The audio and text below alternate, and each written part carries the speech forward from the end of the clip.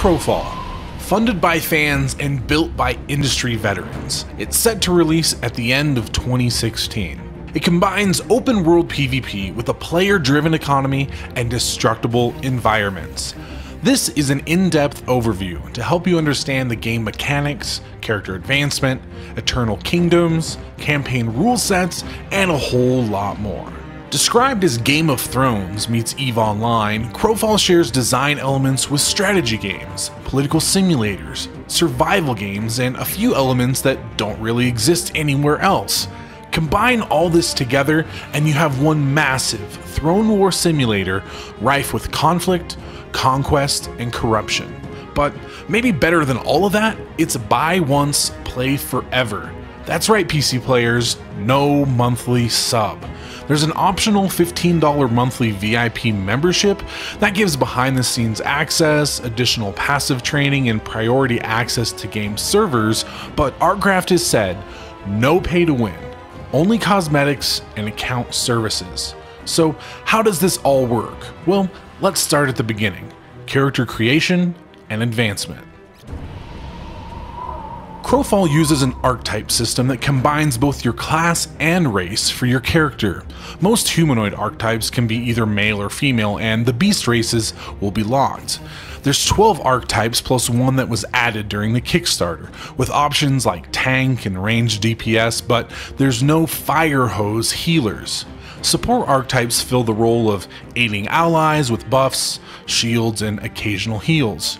After selecting an archetype and physical appearance, you can choose your advantages and disadvantages. Each archetype starts with a specific number of creation points used to buy advantages, like fleet-footed, which increases your movement speed. If you want additional creation points, you can take disadvantages, like dim-witted, which would lower your intellect but give you more points for other advantages. Instead of traditional levels, Crowfall uses a skill-based system to advance your character. You're able to select a primary, secondary, and tertiary skill that automatically advance via the passive training system. This happens when you're logged in and while you're logged out. Once a skill reaches its maximum, the next skill in line takes its place based on your preference.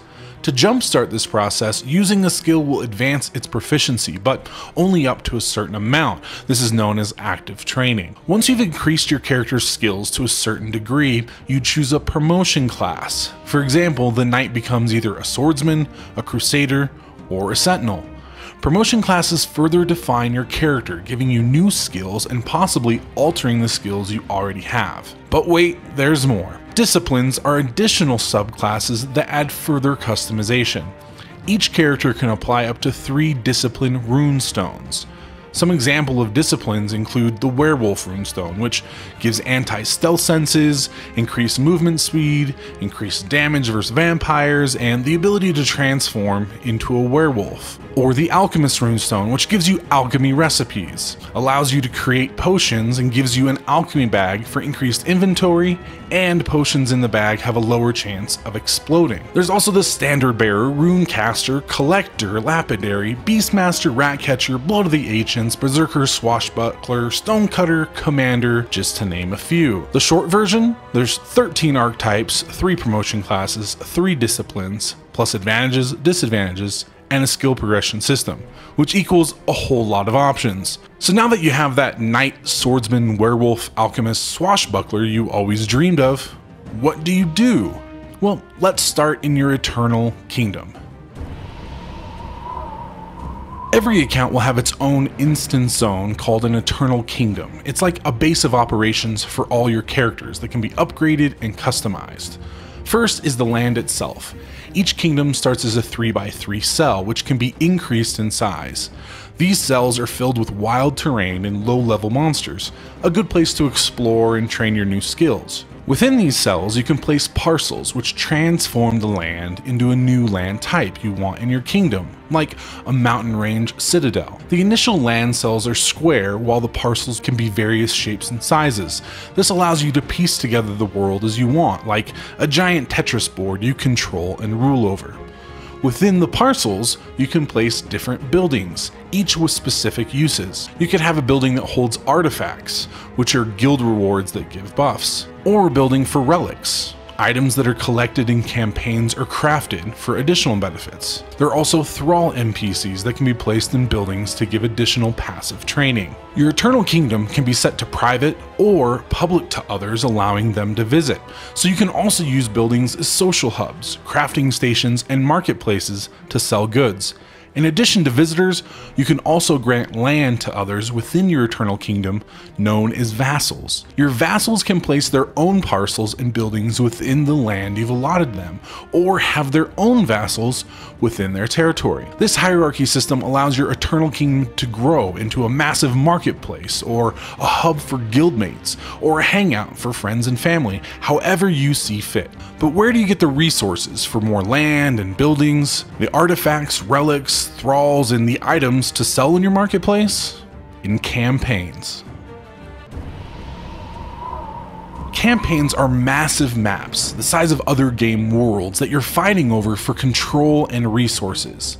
Each campaign has different rule sets that control how they work. For example, in the God's Reach rule set, you pick one of 3 sides to fight for, and can take any equipped gear into the campaign.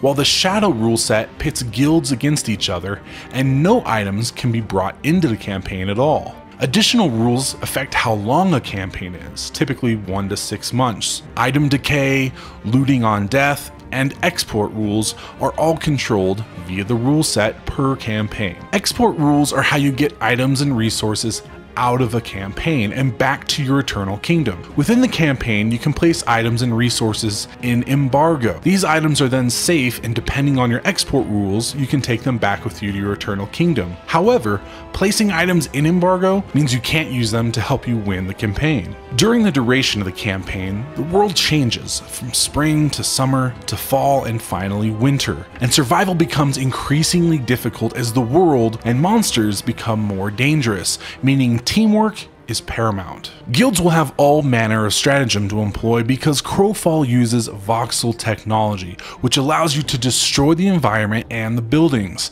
This allows you to tunnel under an enemy's castle walls, or blow them up if you want to. There are in-game physics allowing you to make tank walls or surround enemies to prevent their escape, as well as an action combat system akin to Terra. While still many months from release, Crowfall has been funded via Kickstarter, has experienced developers, an established player base, and is in full production. With in-depth character advancement, exciting combat, and destroyable worlds, Crowfall could be the place many PvPers have been waiting for. Alpha is scheduled to start the summer of 2015, and with no NDA, we'll soon see how promising this game can be.